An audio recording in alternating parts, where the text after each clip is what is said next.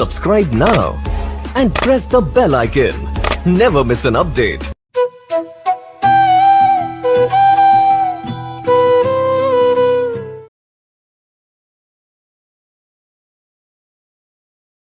सबने स्वागत किया है अपने अपने शब्दों में।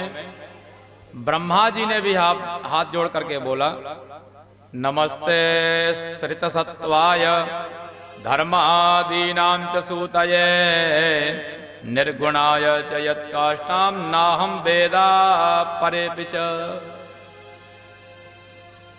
श्रितसत्वाय नमस्ते। जो श्रितसत्व हैं, माने जो सत्व गुण है उसका जो आश्रय है, उनको मैं नमस्कार करता हूं। धर्मादीनां च सूतये, धर्म इत्यादि हैं, उन धर्मादि कर्तव्यों को जो चलाता है, जो उत्पन्न करता है, जो उनका रक्षण करता है, ऐसे हे भगवान आपको नमस्कार है।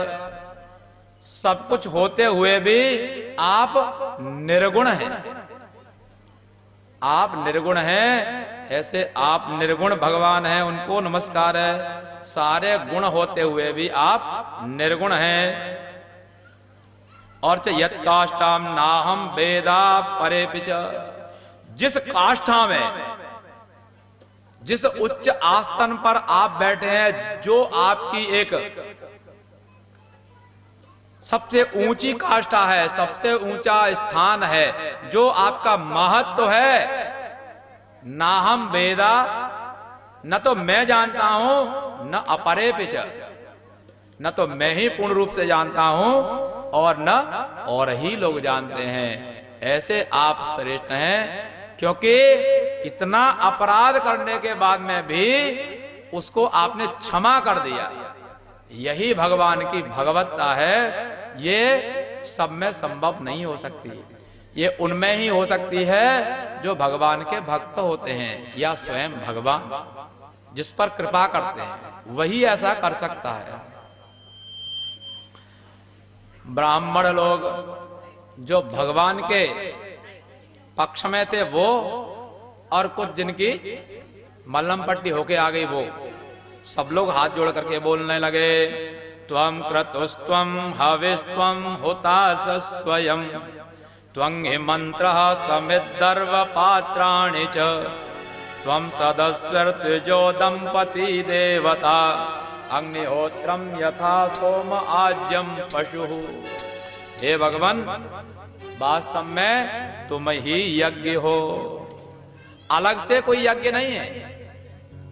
भगवान को असंतुष्ट कर लिया और यदि आप यज्ञ कर रहे हो तो वो यज्ञ बेकार है।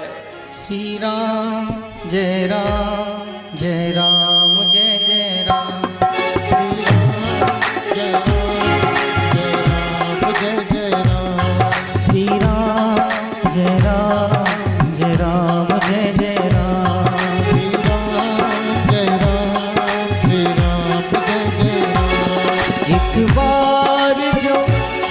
एक बार जो रघुवर की नजरों का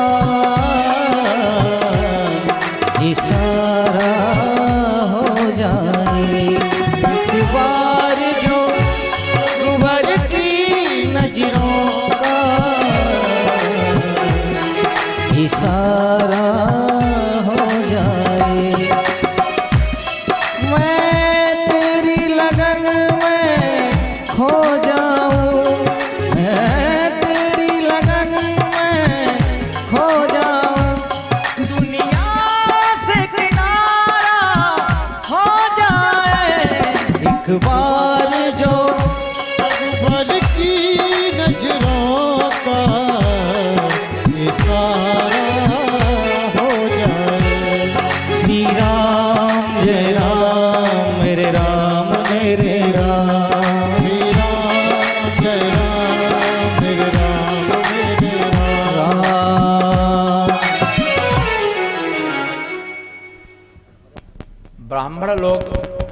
वेदज्ञ हैं, वेद के ज्ञाता हैं, जानकार हैं, वो कहते हैं त्वम क्रतुस्त्वम हवि। जिसको भगवान ने गीता में कहा ब्रह्मार्पणम ब्रह्म हवि, ब्रह्माग्नौ ब्रह्मणाहुतम ब्रह्मैव तेन गंतव्यम ब्रह्म कर्म समाधिना। वही ब्राह्मण लोग यहाँ कहते हैं कि हे भगवान आप ही यज्ञ हो और आप ही हवि हो, जिससे यज्ञ होती है वो भी आप ही हो, जो साकल डाला जाता है। होता स स्वयं, और अग्निदेव भी आप ही हो। इतना ही नहीं, जो मंत्र बोले जाते हैं वो मंत्र भी आप ही हो, आपके अतिरिक्त मंत्र भी नहीं है। बोले वहां समिधाएं होती हैं, बोले केवल समिधाएं ही नहीं, समिधाएं दर्भ, दर्भ का मतलब है कुशाएं, और पात्र, यज्ञ पात्र इत्यादि हैं, भगवान आप ही हैं। त्वं सदस्य द्विजो दंपति देवता।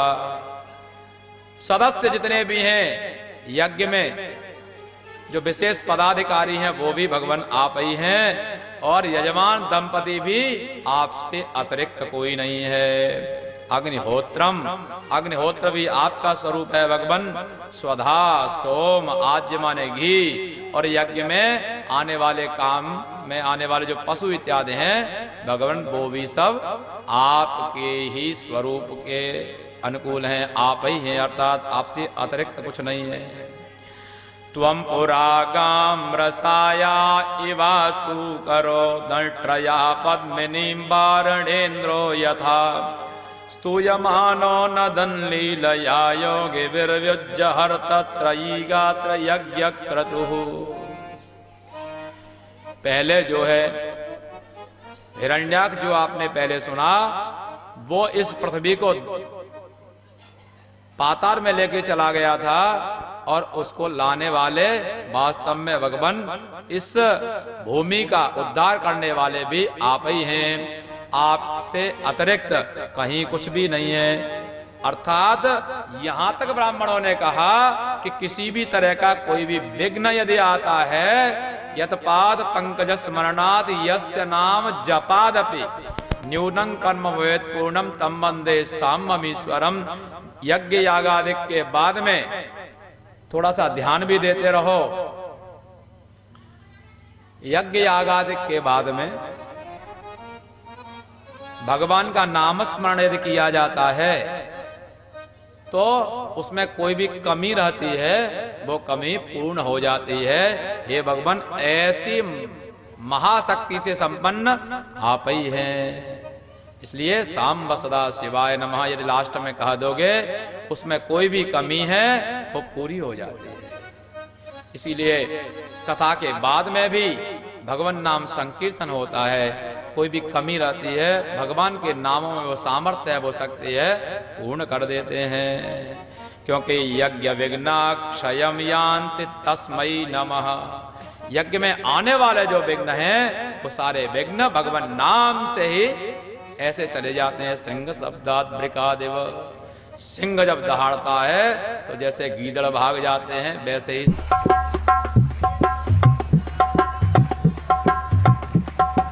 श्री कृष्ण गोविंद हरे मुरारे नाथ नारायण वासुदेव। वास्तव में कथा थोड़ी बढ़ती है तब तक कोई ना कोई समस्या। तो मैं सोच रहा था और थोड़ा आगे बढ़ूं, तब तक ये भी मेरा एक गला है, ये वही बैठ गया। तो सबको देखते हुए थोड़ा सा विश्राम कर लो और भगवान का नाम स्मरण करते रहना अपने मन में। यहाँ से भी होता रहेगा, जिह्वा से भी करते रहो। शंका का थोड़ा जल्दी समाधान कर लो, और उसके बाद में आगे का जो प्रसंग है, भगवान ने सबके ऊपर कृपा करके उस यज्ञ की रक्षा की। बोले शंकर भगवान की, शंकर भगवान की जय।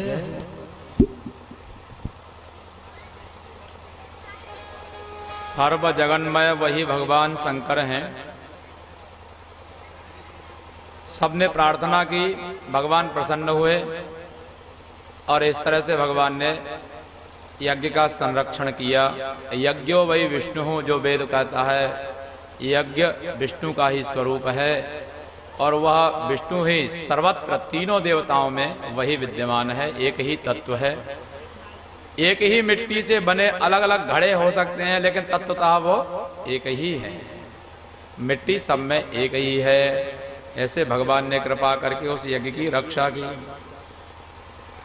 आगे विदुर जी कहते हैं, हे मैत्रेय जी, आकुति, देवहूति और प्रसूति, मनु की ये 3 संतानें थी, पुत्रियां थी। इनका हमने विस्तार से वर्णन सुन लिया। और इनके जो पुत्र हैं प्रियव्रत और उत्तानपाद, इनका आगे किस तरह से कैसे वर्णन है, आपकी कृपा हो, हमें आप इसके योग्य समझें तो जरूर जो है हमें कृपा करके उस चरित्र को सुनाएं। मैत्रेय जी प्रसन्न होते हैं, बोलते हैं, विदुर जी बड़ा सुंदर प्रश्न आपने किया है। अब प्रियव्रत और उत्तानपाद, इन दोनों में छोटे हैं। उत्तानपाद उन्हीं का पहले सुनाते हैं। उत्तानपाद कोई दूसरा नहीं, हम सभी जितने भी हैं वो उत्तानपाद ही हैं। 2 पुत्र हैं, प्रियव्रत और उत्तानपाद। एक को व्रत प्रिय है, इसलिए प्रियव्रत नाम हो गया, और एक की बुद्धि ही उचित और अनुचित दोनों का निर्णय करने में सक्षम नहीं है, वो उत्तानपाद है। अर्थात हम सभी जीव ही उत्तानपाद हैं, क्योंकि मातृ गर्भ में हम सब रहते हैं। तो उस समय कैसे रहते हैं, ऊपर को पैर रहते हैं, नीचे के लिए सिर रहता है। उद्गतौ पादौ यस्य सः उत्तानपादः। हम जब किसी श्रेष्ठ गुरु की शरण में चले जाते हैं, उपयुक्त गुरु के शरण में जाते हैं, तो वहां से कृपा मिलती है, वहां से हमें किसी भी तरह की ऐसी एक सूचना मिलती है, वहां से किसी भी तरह से हमें ऐसी प्रेरणा मिलती है जिससे ऐसा पता लगता है कि हमें कौन सा मार्ग अपनाना चाहिए। और यहां भी वह उपदेशक कोई जरूरी नहीं है तीर्थों में मिले, कोई आवश्यक नहीं है कि बहुत बड़ा युवा हो या वृद्धावस्था वाला हो, सन्यासी हो, वानप्रस्थी हो, उपदेशक कोई भी हो सकता है। ऐसे वह उत्तानपाद थे, और उत्तानपाद की 2 पत्नियां थीं, जो कि आप जानते हैं, सुरुचि और सुनीति। जिसमें रुचि ज्यादा थी वो सुरुचि है, और अच्छी नीति जिसकी थी, जिसके स्वभाव अच्छे थे, जिसका आचरण अच्छा था, वो जो है सुनीति थी। आगे चल करके सुनीति के गर्भ से जिसका जन्म हुआ वो है ध्रुव, और सुरुचि जो है उसके गर्भ से हुआ उत्तम। ध्रुव बड़े थे, राजा चूंकि उत्तानपाद थे, इसलिए राजा को सुरुचि तो पसंद थी, सुनीति पसंद नहीं थी। सुरुचि को अपने पास में रखते थे और सुनीति का बहिष्कार कर दिया था। चूंकि वो स्वयं ही बड़ा पुत्र था, ध्रुव अपने पिता की गोद में खेलने के लिए आया। जैसे ही गोद में चढ़ने वाला था, तब तक सुरुचि वहीं बैठी थी। उसने कहा, सुनो, इस अंक में जाने के लिए आपका अधिकार नहीं है। आपको एक बात बताऊं, ये जो ग्राम्य शब्द हैं इनको बोलने में मुझे स्वयं संकोच सा लगता है, इसलिए मैं ऐसे शब्दों का कम प्रयोग करता हूं। क्या गोद गोद बाद में बात करो, इसीलिए मैं अपने लिए उन शब्दों का प्रयोग करता हूं। उसी का वाची है अंक, अंक माने गोद। इसलिए स्वांत सुखाय तुलसी रघुनाथ गाथा भाषा निबंध मति मंजुल मात अनुति, ऐसे शब्दों का मैं स्वयं के लिए कभी कभी प्रयोग करता हूं। मुझे स्वयं सी लज्जा सी आती है, कैसे शब्द बोल रहे हो। तो उसकी अंक में वो बच्चा चढ़ रहा था। सुरुचि ने कहा नहीं, वहां जाने का आपका अधिकार नहीं है। वहां यदि आपको जाना है, राजा की गोद में यदि आपको बैठना है, तो पहले भगवान की आराधना करो। भगवान प्रसन्न होंगे, हो ना हो अलग बात है। जन्म जन्मांतर में कितने जन्मों में प्रसन्न होंगे क्या पता है। भगवान प्रसन्न होंगे और प्रसन्न होने के बाद में वो कहें यदि वरदान मांगो तो वरदान मांगना कि भगवान मुझे सुरुचि की जो कुक्षी है उस कुक्षी में मुझे गर्भ के रूप में धारण कर दो। मेरे गर्भ से फिर आप जन्म लेना और उसके बाद में राजा की जो गोद है, राजा का जो अंक है, उसमें बैठने का आपको अधिकार होगा, अन्यथा तो नहीं। तो जैसा मैंने पहले बताया, हित अनहित पशु पक्षी जाना। बच्चा भले ही छोटा था लेकिन हित और अनित तो जानता है। बड़ा उसको ऐसा लिखा है जैसे डंडे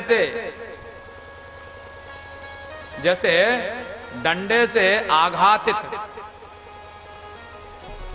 डंडे से चोट वाला, जिसको डंडे की चोट लगी है, ऐसा वह सर्प जैसे अत्यंत क्रूर सा हो जाता है, व्यथित हो जाता है, दुखी हो जाता है। ऐसे ही भीतर से एक बार को ध्रुव बहुत ज्यादा व्यथित हो गए, कुछ भी नहीं कहा, कुछ भी नहीं कहा। महाराज जी को दे दो वहां। बोले शंकर भगवान की जय हो। बहुत दुखी हो गए। मां से आकर बच्चा कहां जाएगा। बोलते हैं ना, मियां की दौड़ कहां होती है। बच्चा मां के पास। रोता बच्चा देखा मां ने कहा क्या हो गया बेटा। मां ने अरे तो इसको पहले ही बता देना चाहिए। अब ठीक है। मां ने कहा क्या हो गया बेटा। बोले हो कुछ नहीं गया, ये हो गया कि मैं राजा की गोद में गया और वहां पर जो हमारी विमाता है उन्होंने कह दिया आपका यहां अधिकार नहीं, आप भगवान की आराधना करो, फिर मेरे गर्भ से जन्म लेना, फिर इस पर बैठ सकते हो। तो मां ने बड़ा दुलाल किया, हाथ फेरा, पुचकारा, भोजन पानी के लिए पूछा। बोले भोजन वोजन नहीं करना है। उन्होंने कहा तो बेटा इसमें उसने गलत क्या कर दिया, सही तो है।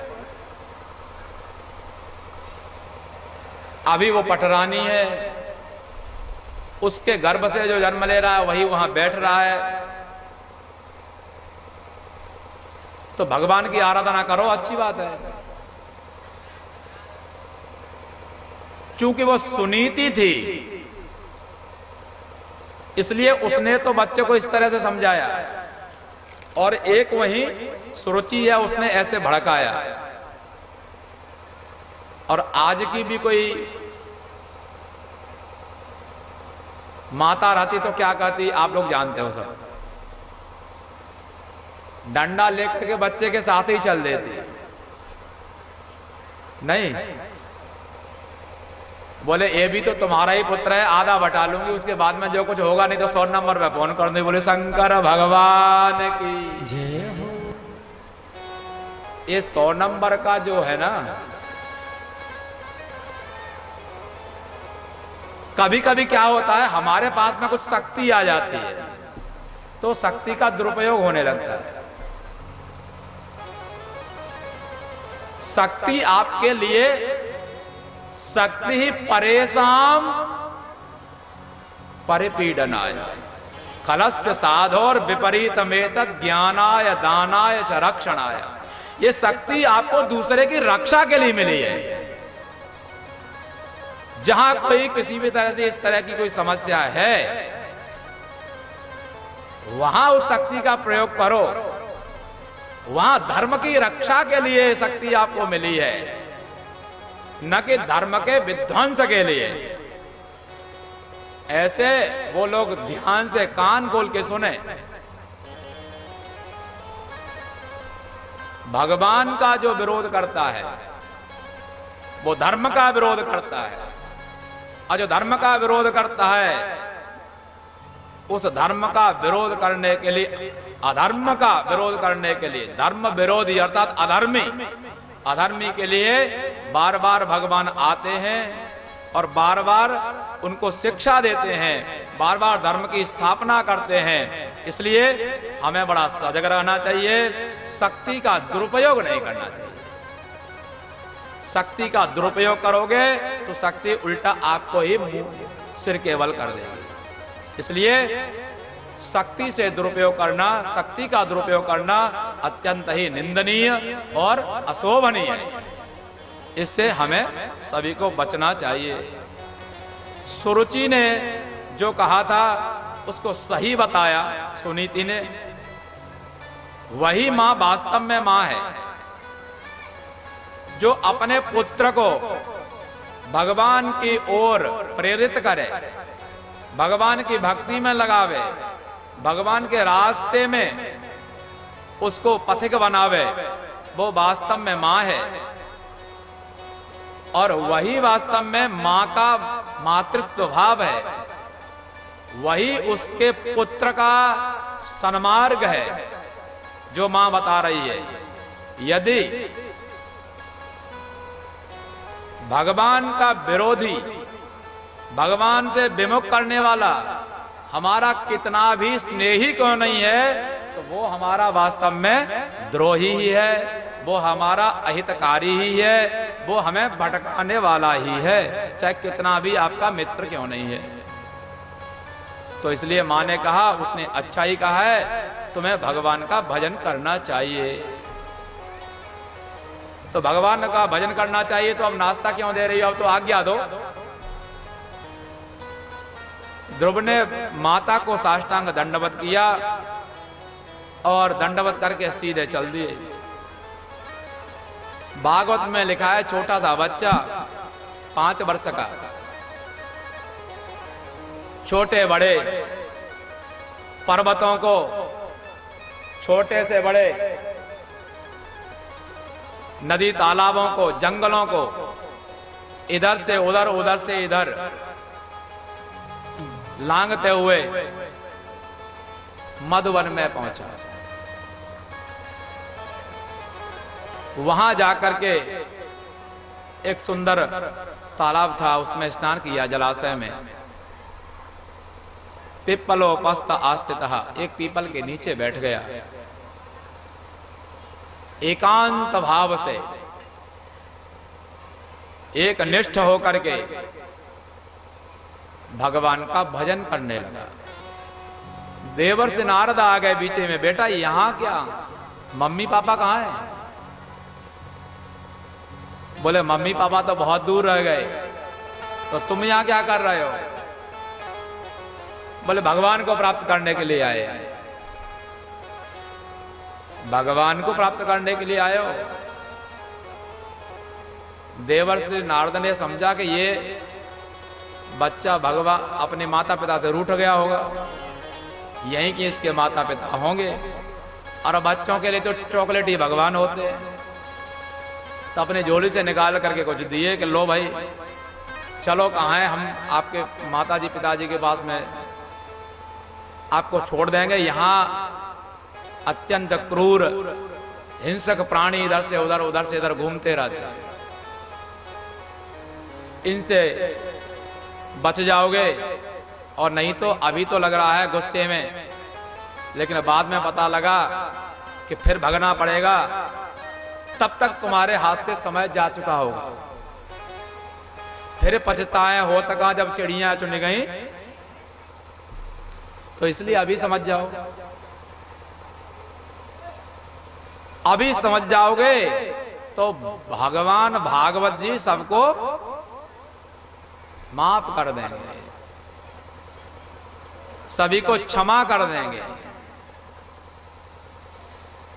अरे भाई, वृष्टि जब कृषि सुखानी, वर्षा तो हुई, लेकिन तब हुई जब सारी फसल नष्ट हो गई, सूख गई, तो फिर उस वर्षा का कोई फायदा नहीं है, फिर वह पूरा का पूरा बिल्कुल निरर्थक है। इसलिए तुम मेरे साथ में चलो और जाकर के अपने माता पिता से मिलो। बालक ने कहा कि नहीं, मुझे मां की ही आज्ञा है, मुझे मेरी मां ने ही भेजा है। देवर्षि नारद ने जब उस बालक का दृढ़ संकल्प समझा तो द्वादशाक्षर जो मंत्र है उसका जो है उनको उपदेश कर दिया।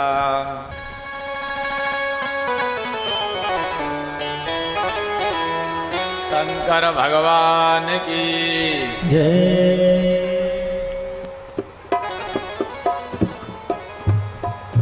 ध्रुव जी वहां बैठ करके द्वादशाक्षर मंत्र का जप कर रहे हैं, और जब जप करते हो तो समृद्धियां आती हैं, जप करते हो तो समृद्धियां आती हैं, और ताश खेलते हो तो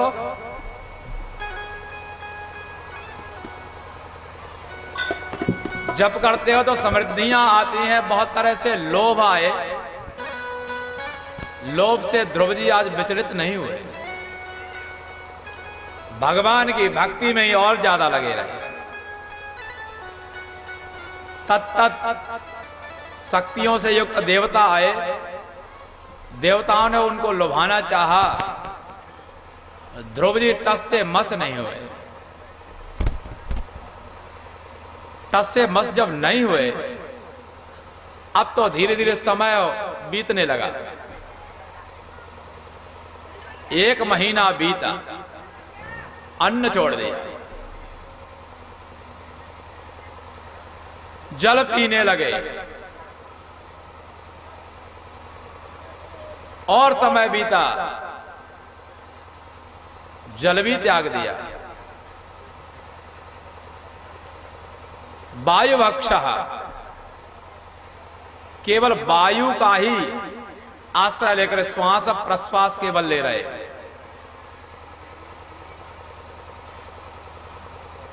कुछ समय के बाद में तो उन्होंने वायु को भी त्याग दिया, अपनी वायु को भी अपने आप में उन्होंने अवरुद्ध कर लिया, रोक लिया। श्वास प्रश्वास भी उन्होंने बंद कर दी। अरे श्वास प्रश्वास बंद हो गई, उसका परिणाम यह हुआ कि त्रिलोकी में श्वास प्रश्वास सबकी बंद हो गई। कभी कभी आपने देखा होगा, जब बहुत बड़ा कोई विशेष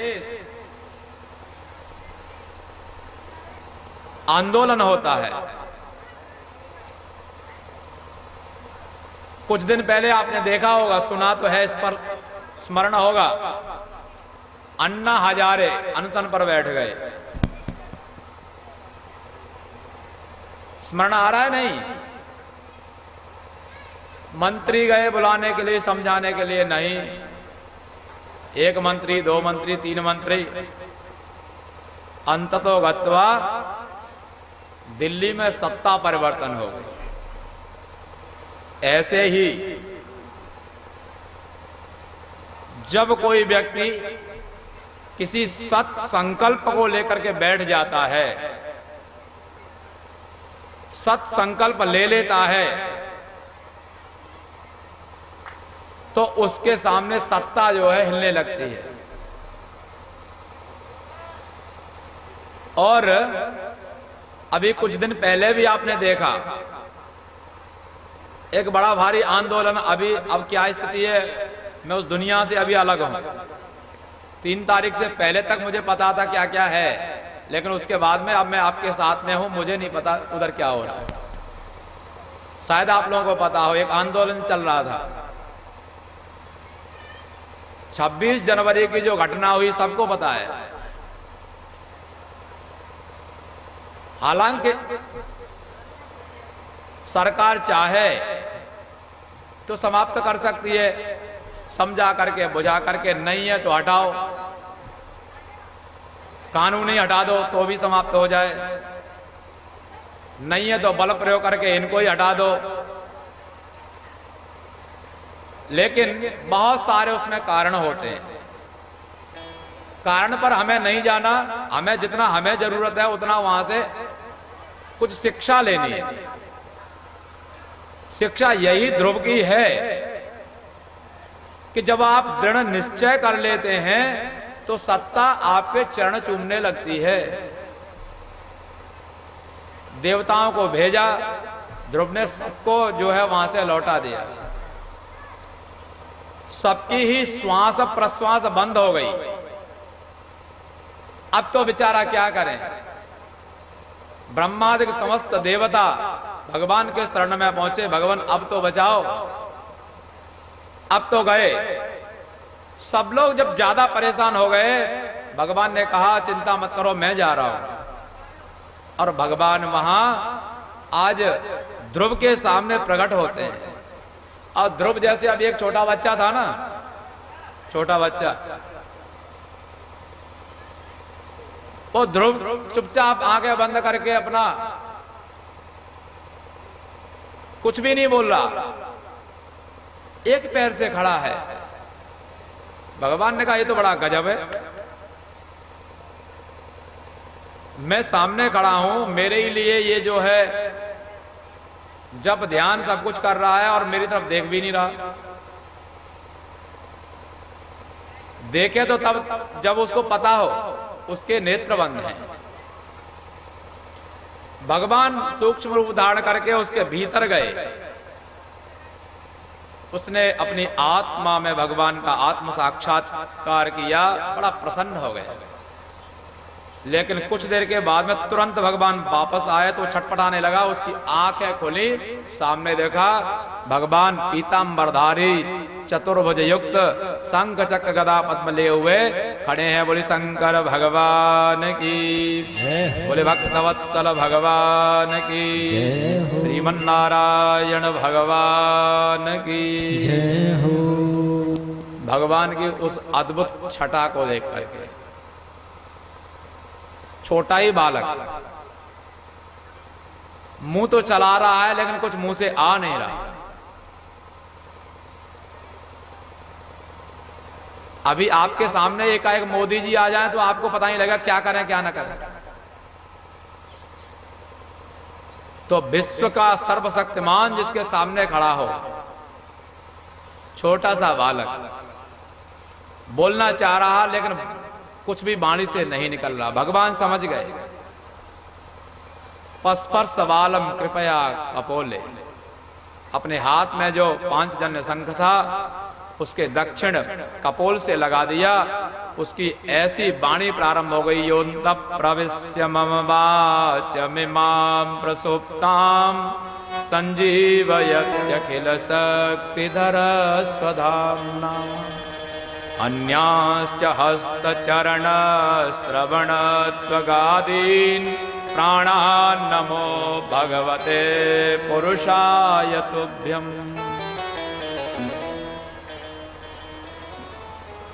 महापुरुष आपको नमस्कार है। कैसे महापुरुष हैं, ऐसी वाणी आज ध्रुव ने भगवान के लिए प्रयोग की। बड़े बड़े ऋषि महर्षि विद्वान भी वहां तक पहुंच नहीं पाते। शब्द का अर्थ भले ही लगा दें लेकिन उस अनुभव तक नहीं पहुंच पाते। योन्तः प्रवेश्य मम वाच मिमाम प्रसुप्ताम संजीवयते। हे भगवान, मेरे भीतर जो शक्ति थी, मेरी जो इंद्रियां थी वो शिथिल हो चुकी थी। मेरे भीतर आपने प्रवेश करके उन शक्तियों को जागृत किया। उन मेरी जो इंद्रियां थी उन इंद्रियों को आपने ही चेतनता दी। वह ऐसा आपका अखिल शक्ति धारा स्वधामना, अखिल शक्तियों को धारण किए हुए आपने मुझे सचेतन बना दिया। मैं समस्त प्राण इत्यादि जो भी कुछ मेरे पास में है सब पूरे अंतःकरण से आपके शरण में हूं। भगवान ने कहा चलो ये तो बात की बात है, आप जल्दी से कुछ मांगो, क्या चाहिए। ध्रुव ने कहा यदि देना है तो ऐसा पद मुझे दो, ऐसा स्थान मुझे दो, ऐसा आसन मुझे दो जिस आसन के नीचे सभी आसन हो, जिस आसन से और दूसरा कोई ऊंचा आसन हो।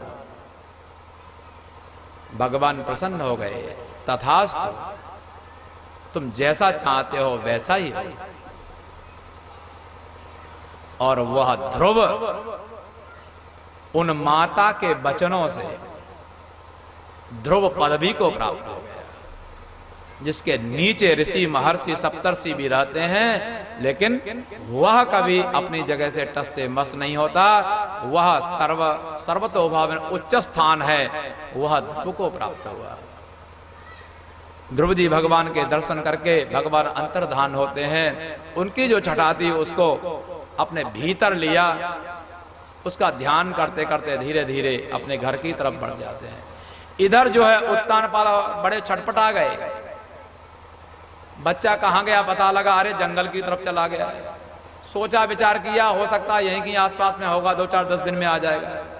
अब तो खोज होने लगी, कहाँ गया कहाँ गया। लोगों ने बताया ध्रुव आज भगवदीय दर्शन करके आ रहा है। राजा स्वयं नतमस्तक हो गया। समस्त राज्य भार की जो समृद्धि थी उसको लेकर के, हाथियों को लेकर के ध्रुव के सम्मान के लिए आगे बढ़ रहा है। उधर से ध्रुव आ रहे हैं। जब भगवान की भक्ति आपको आ जाती है, भगवान की कृपा आप पर आ जाती है, तो सारी समृद्धि आपके स्वागत के लिए तैयार हो जाती हैं। ध्रुव को ऊंचे हाथी पर बैठाना चाहा, ध्रुव ने कहा नहीं, पहले मां। ध्रुव ने साष्टांग मां को प्रणाम किया है, ध्रुव ने पिता को प्रणाम किया है। ध्रुव की मां ने कहा नहीं, जिसकी वाणी वास्तव में तुम्हारे लिए यहां तक पहुंचाने में काम आई, उस विमाता सुरुचि को भी प्रणाम करो। सुरुचि भी बेचारी आज बड़ी संकुचित है, बड़ी लज्जित है। सबको यथोचित सम्मान दे करके ध्रुव का सबने अगवानी की, सब ध्रुव को लाए। उसके बाद में उत्तानपाद ने कहा मेरा पुत्र ही भगवान को प्राप्त होकर के आ गया, अब और मुझे राज्य नहीं चाहिए। राज्य उन्होंने त्यागा, ध्रुव को राज्य दे दिया। स्वयं भगवान को खोजने के लिए जंगल में चले गए। बोली शंकर भगवान की जय हो। यही ध्रुव ने बहुत समय तक इस भूमंडल का राज्य किया। एक बार विमाता का पुत्र उत्तम जंगल में शिकार खेलने लगा और वहां जाकर कुछ यक्षों के साथ में उसका युद्ध होने लगा और युद्ध में ही यक्षों ने उसको मार दिया। ध्रुव को पता लगा मेरे भाई को यक्षों ने मार दिया है। सेना को लेकर के ध्रुव सेनापति के रूप में सबसे आगे जाकर के असंख्य यक्षों को ध्रुव ने आज समाप्त कर दिया। एक तरफ ध्रुव है, दूसरी तरफ यक्षराज सेना, और कहीं ऐसा नहीं पता लग रहा कि कौन सी सेना हारेगी कौन सी जीतेगी। निरपराध प्राणियों का हनन हो रहा है। मनु महाराज प्रकट हुए। मनु महाराज को सामने देख करके ध्रुव ने साष्टांग प्रणाम किया। मनु महाराज ने कहा, वत्स तुम्हारा कल्याण हो, ये सब क्या कर रहे हो? बोले मेरे भाई को इन्होंने मार दिया है। दोनों तरफ के यक्षों को और इधर ध्रुव को उन्होंने समझाया कि देखो आज तक किसी ने भी युद्ध किया है तो युद्ध में आज तक किसी का भी भला नहीं हुआ है। युद्ध करोगे तो दोनों पक्षों का क्या होगा? हानि ही हानि होगी, आपकी भाषा में नुकसान ही होगा, कभी लाभ नहीं होगा। तो इसलिए नहीं, मेरे भाई को इन्होंने मार दिया है। मनु महाराज ने बड़ा उनको समझाया, किसी ने किसी को नहीं मारा है, उसका समय आ गया था, उसका जाने का यही रास्ता था, इसलिए वो अपने स्थान पर चला गया। एक दूसरे के कोई मारने वाले मरने वाले नहीं, वो एक दूसरे के केवल और केवल हेतु बन जाते हैं, कारण बन जाते हैं। कोई किसी को मारने वाला मरने वाला नहीं, वास्तव में आत्मा अजर है और अमर है। मनु के कहलाने पर, बात समझाने पर ध्रुव आज अपने क्रोध को उन्होंने शांत किया।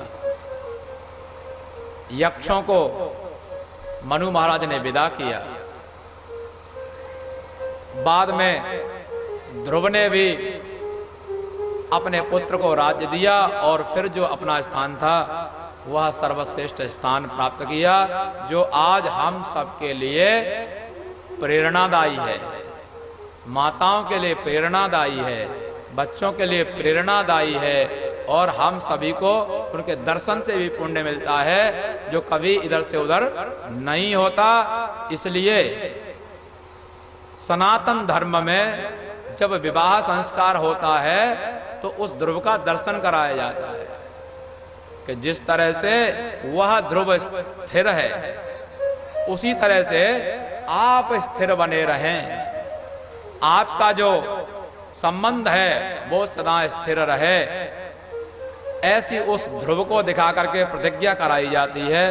ऐसा ध्रुव पद उन्होंने ध्रुव जी ने प्राप्त किया। बोले ध्रुव जी महाराज की जय हो। इसी वंश में आगे चल के पृथु वंश आता है और प्रचेताओं का प्रसंग आता है। इसी वंश में आगे प्रचेता हुए। प्रचेताओं के पिता ने कहा, भाई सृष्टि करो, पुत्र उत्पादन करो, हमारा जो वंश है उसको बढ़ाओ। उन्होंने कहा पहले तपस्या, उसके बाद में हम गारहस्थ जीवन धारण करेंगे। और उसके बाद में उन्होंने तपस्या की, समुद्र में भीतर बैठ करके उन्होंने तपस्या की। उसके बाद उन्होंने रुद्र गीत के माध्यम से भगवान शंकर का स्तवन किया। और यही बाद में प्राचीन बरही हुए, पूरी पृथ्वी को कहीं ऐसी जगह नहीं छोड़ी जहां इन्होंने यज्ञ करके अपनी यज्ञ की जो उच्छिष्ट कुशा थी, यज्ञ में जो काम आने वाली कुशा हैं, उन यज्ञों की कुशाओं को फेंक फेंक करे कोई ऐसी जगह नहीं थी जहां इन्होंने इनकी यज्ञ की अवशिष्ट कुशा नहीं हो। देवर्ष नारद वहां आए और उन्होंने कहा देखो यज्ञ तो बिना हत्या के संभव नहीं, क्योंकि जीवो जीवस्य जीवनम, एक जीव अन्य जीवों का जीवन है। इसलिए ये यज्ञ करके आप पुण्य तो कर रहे हो, लेकिन पुण्य के साथ साथ में इतने निरपराध जो पशु हैं इनका हनन कर रहे हो, ये अच्छी बात नहीं। पुरंजनोपाख्यान बड़ा ही भागवत में प्रसिद्ध है, आध्यात्मिक विषय है। पुरंजनोपाख्यान के माध्यम से इन्होंने उनको उपदेश दिया, नारद जी ने, उनकी समझ में आ गया वास्तव में यज्ञ यागादिक तो तब हैं जब हम संसार में हैं, लेकिन उन सब से यदि हमें उठना है, भगवत प्राप्ति करनी है, तो हमें एक बार को अहिंसक होना पड़ेगा। जब तक हम अहिंसक नहीं हैं तब तक भगवत प्राप्ति संभव नहीं है। तो इस तरह से जो वास्तव में संसार का तत्व है, रहस्य है, इसका दर्शन है, वो नारद जी ने प्रचेताओं को कराया। और यहीं पर इस तरह से जो चतुर्थ स्कंद है उसका समापन होता है। 2 मिनट भगवान नाम संकीर्तन करेंगे, पंचम स्कंद में प्रवेश करेंगे।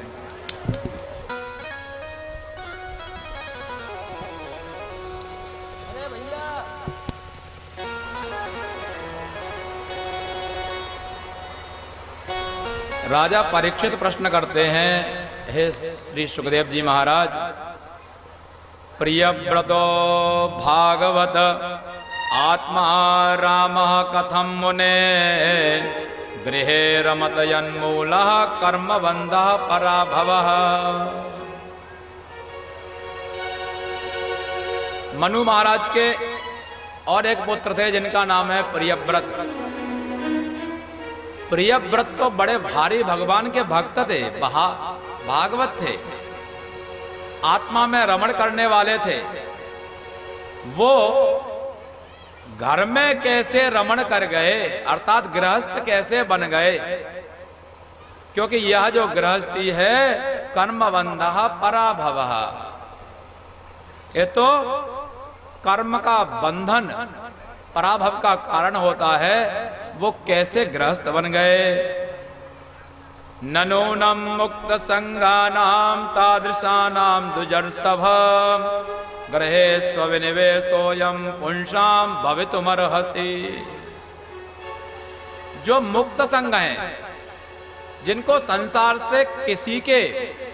के किसी भी पदार्थ की कभी कोई लोभ नहीं है, कोई आशा नहीं है, ऐसे वह श्रेष्ठ हैं। तो उनका गृहस्थ जीवन में जाना बड़ा भारी विडंबना के समान जान पड़ता है। इसलिए संशयो यम महान ब्रह्मन दारागार सुतादिशु सक्तस्य यत् सिद्धिरभूत कृष्णे च मतिरच्युता। इस तरह का मेरा प्रश्न है ये आपके लिए। दारागार सुतादिशु, दारा माने पत्नी, आगार माने घर और पुत्र, इन सब में रहते हुए भी सक्तस्य यत् सिद्धिरभूत, जो सक्त है इनमें, जो इनमें आसक्त है, उसको भी कैसे भगवत प्राप्ति होती है, भगवान में कैसे उनकी भक्ति होती है, और भगवान में अच्युत भक्ति कैसी होती है, अर्थात भगवान से वह जो उनकी भक्ति है वो कभी छूटती नहीं, ऐसी च्युत जो न होने वाली भक्ति है वो कैसे होती है। यदि इस कथा से इस तरह का प्रसंग आता हो तो भगवान मुझे सुनाने की कृपा करें। निबोधता ते दमृतम ब्रवीमि मासूयुतम देव मर्हस्य प्रयत्नम वयं भवस्ते तत एष महर्षिर् बहाम सर्वे विवसायस्य दिष्टम्। एक बार ये तपस्या कर रहे थे, तपस्या में भगवान प्रसन्न होकर के आए और भगवान ने बताया, देखो निबोध एतद अमृतम, हे तात, ये जो मैं आपको बता रहा हूं अत्यंत ही आपके लिए अमृत है जो मैं कह रहा हूं। माशूयितुम देव महर्ष्य प्रमेयम, हम सब लोग वयम भवस्ते, भगवान शंकर जितने भी ऋषि महर्षि हैं वे सबके सब ही जो अत्यंत सबका स्वामी है उसके वशीभूत होकर के, जैसे अब तो कम चलती हैं, वैसे कोलू में जैसे बैल नहीं चलता, मौढ़ी जिसको बोला जाता है, तो उसमें जैसे बैल चलता है उसकी आंखों को बंद कर दिया जाता है तो उसको पता नहीं रहता कि वो सीधा चल रहा है या वहीं घूम रहा है। उसको पता लगता है कि मेरे पीछे मुझे कोई हाँक रहा है और मुझे आगे चलना है, लेकिन वो वहीं के वहीं घूमता रहता है। अब तेल उस तरह से कोलू से फिरना कम हो गया है, बंद प्राय हो गया है। तो जैसे वो वहीं की वहीं घूमता रहता है, उसको जैसे घुमाते हैं वैसे घूमता है, वैसे ही हम सब लोग भी वैसे ही घूमते रहते हैं। हम लोग अवश्य होकर के, जैसे वो अवश्य होकर के घूमता है, उनके वशीभूत होकर के घूमता है, वैसे ही घूमता रहे। यदवा चितन्त्याम गुणकर्म दामभिः सुदुस्तरैवत्स वयं सुयोजिताः सर्वे बहामो बलमीश्वराय रोता नसीब द्विपदे चतुष्पदः। उन बैलों को, जैसे द्विपद चतुष्पदों को, चतुष्पद माने बैल इत्यादि, उन बैलों को नाथ में जोड़ करके जैसा चाहता है, जिधर चाहता है, वैसे अपने तत्त कर्मों को उनसे कराता है। कुएं से मिट्टी निकालनी है, उनको लगा देता है। यहां से वहां अन्न ले जाना है, उनको लगा देता है। तेल निकालना है, उनको लगा देता है। खाद ले जाना है, उनको लगा देता है। कुल मिला करके उनसे जैसे कार्य कराता है, वैसे ही वो करने के लिए बाध्य होते हैं। ऐसे ही हम सब लोग भी उन्हीं के, चराचर जो भी हैं, उनके वशीभूत हैं। इति समवेतो महाभागवतो भगवस् त्रिपुर गुरो अनुशासनमात्मनो लघुतया अवनत शिरोधरो बाणम इति सबहमानमवाह।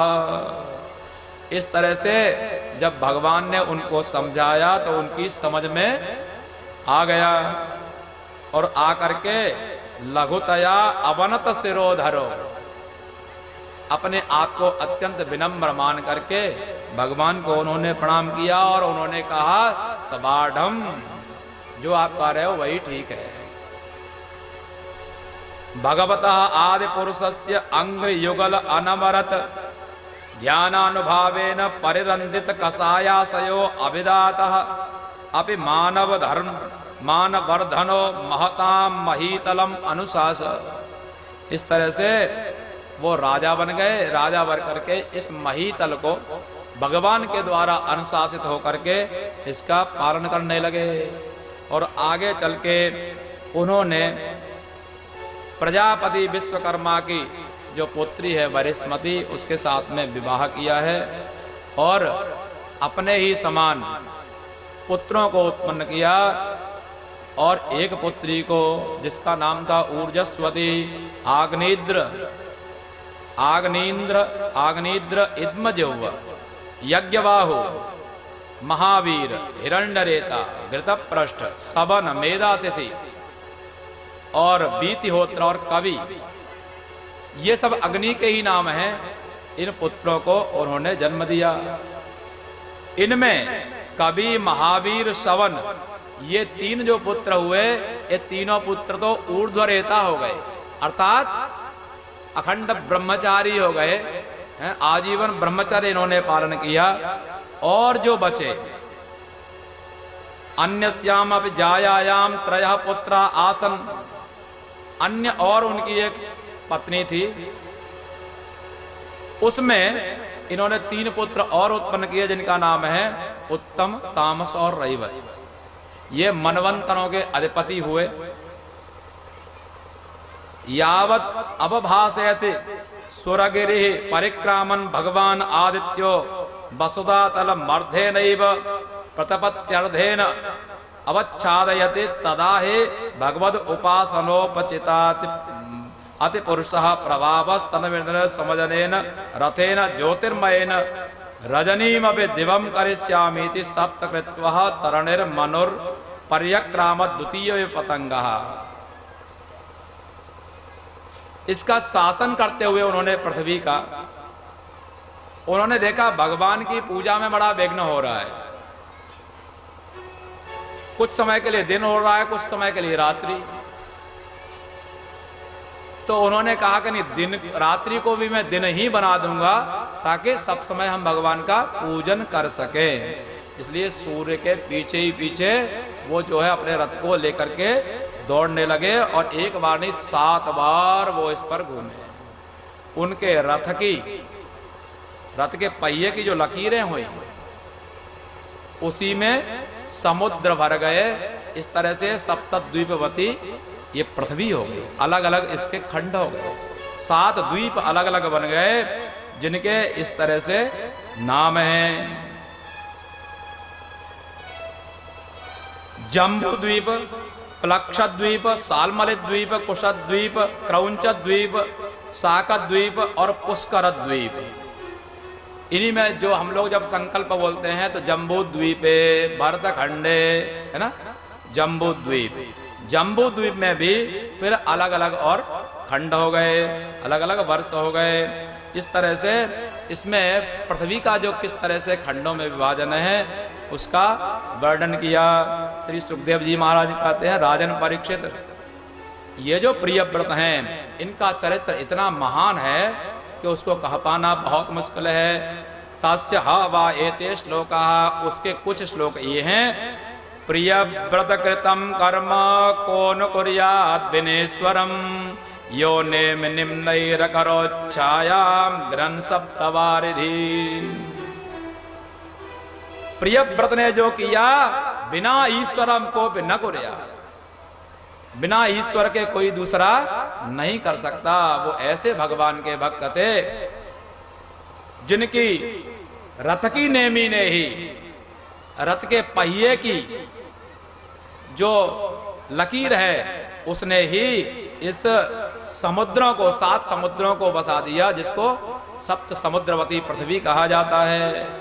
भूसंस्थानम कृतम येन शरद्गिर बनादिभिः, सीमा च भूत निर्वृत्यै द्वीपे द्वीपे विभागशः। इस तरह से उन्होंने अपने राज्य में भू संस्था बनाई। कौन से राज्य में कौन सी नदियां हैं, कौन से पहाड़ हैं, कौन से जंगल हैं, इन सबकी सीमा बना दी। ये सामान्य कोई व्यक्ति नहीं कर सकता। भगवदीय विशेष गुण संपन्न, भगवदीय विशेष शक्ति संपन्न, भगवान के विशेष कृपा के जो पात्र भक्ति संपन्न होते हैं वो ही ऐसा कर सकते हैं। एवं पितरे संप्रवृत्ते तदनुशासने वर्तमानो आग्निद्रो जम्बू दीपौकशः, प्रजा औरसवत् धर्मा वेक्षमाणः पर्यगोपायत। उन्हीं के पुत्र हुए बड़े जिनका नाम है आग्निद्र। पिता ने जैसे पृथ्वी का पालन करते हुए और भगवान की आराधना की, वैसे ही ये औरस उनके पुत्र थे। पिताजी चले गए पुत्र को राज्याभिषेक करके जंगल में, और ये भी पिता के समान, अपने पुत्र के समान प्रजा का औरसवत् धर्मावेक्षमाणः पर्यगोपायत। जैसे पिता अपने पुत्र का संरक्षण करता है, सब तरह से सर्वतोभावेन उसका परिपालन करता है, वैसे ही आग्नेय ने पिता के समान पूरी प्रजा का, पूरे राज्य का पालन किया। तदुपलभ्य भगवान आदि पुरुषः सदस्य गायन्तीं पूर्वचित्यं नाम अप्सरसम अभियापयामास। उसके बाद में भगवान जो आदि पुरुष हैं उनकी सदस्य में, अर्थात उनकी सभा में, गायन्तीम पूर्वचित्यम, गान करने वाले जो पूर्वचित्ती नाम की अप्सरा है उसके साथ ही में इनका विवाह होता है। का त्वं चिकीर सचिचकिम मुनिवर्य शैले, मायासिकासि भगवत् परदेवतायाः, विज्ये विवर्ति धनुषि सुहृदात्मनोर्थे, किंबा मृगान मृगयसे विपिने प्रमत्तान। आज जंगल में वो भी जाने के लिए तैयार होते हैं, लेकिन भगवान की ऐसी माया, कभी कभी जैसे मैंने पहले आपको बताया, हम जो करें या चाहें वो कभी होता नहीं, होता वही है जो ईश्वर चाहता है। ईश्वर की जो कृपा है, ईश्वर की जो श्रद्धा है, ईश्वर की जो इच्छा है वही होती है। बोले सच्चिदानंद भगवान की जय।